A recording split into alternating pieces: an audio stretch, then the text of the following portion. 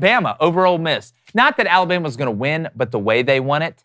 I didn't trust Ole Miss up front with what I saw against Tulane, but I do want to give credit to Alabama. Defensively, I thought they tackled well. I thought they got after Jackson Dart well. You saw a couple busts early in coverage, and then they ran two-man down in the red zone.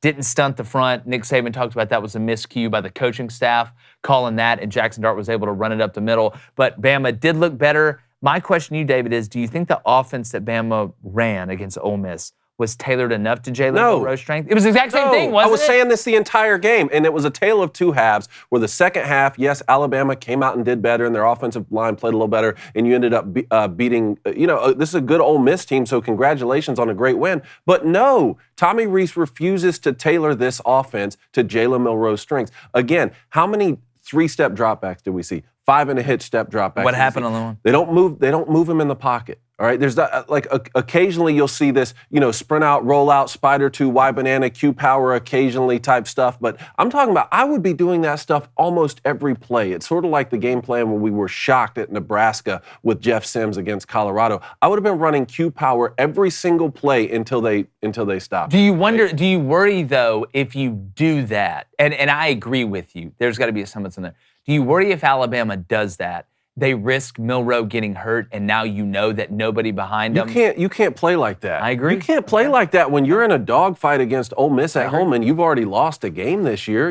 Now, one of the things that people will push back on is sometimes Jalen Milroe will take 3 and a hitch in a pocket and throw the most beautiful throw you've ever seen in your life, and it's a 45-yard touchdown pass. So people are like, see, that is a strength that he has. And I'm not saying that obviously, I'm not saying he can't throw the ball because he has an incredible arm, and he's proven to be accurate down the field. He's proven to be able to make the right reads, too. I'm just saying that when you have a quarterback that can take off at any time the way that he can and is a strong runner, is a fast runner, and he seems to throw well on the move. I haven't been able to see whether or not because they want him in the pocket so much. Those are the types of things that I would be doing, and I think that would help the run game up. That would help open up the run game and allow the offensive line a little bit of relief when you do want to pound the ball in the second half. But a lot of Alabama fans were coming out on Twitter and saying, no, the offensive line was great in the second half and giving me rushing stats and all this kind of stuff. And I just thought, man, that has the standard at Alabama fallen to where, the offensive line playing a bit better from a disastrous first half that I saw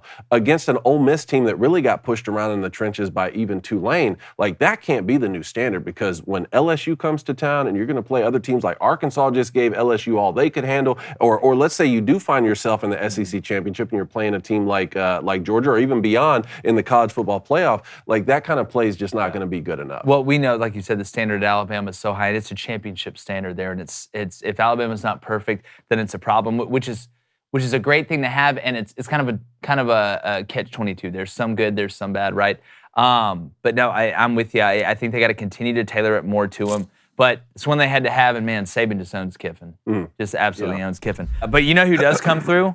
Our friends over at Cinch. They do. All right. We know it's tailgating season. All right, I went out, grilled some this weekend while I was going back and forth watching the game, threw some brats on the grill, right? Mixed it with a little bit of onions, some brown mustard. Dude, I'm telling you, it's really tough to beat that. But guess what? The propane, I went out there to go turn it on, and it was out there because I use Cinch. But imagine if you had all the boys over. Huge tailgate weekend, Separation Saturday. Oh, hey, I'm an Ole Miss fan. Can we finally beat Bama on the road? I don't know, but we're going to have some great food that's grilled on the grill. And then you go to turn on the propane tank, and there's nothing in there. All right, if you don't know, Cinch is a propane grill tank home delivery service. They deliver propane tanks right to your door on your schedule, it doesn't require any long-term commitment or subscription.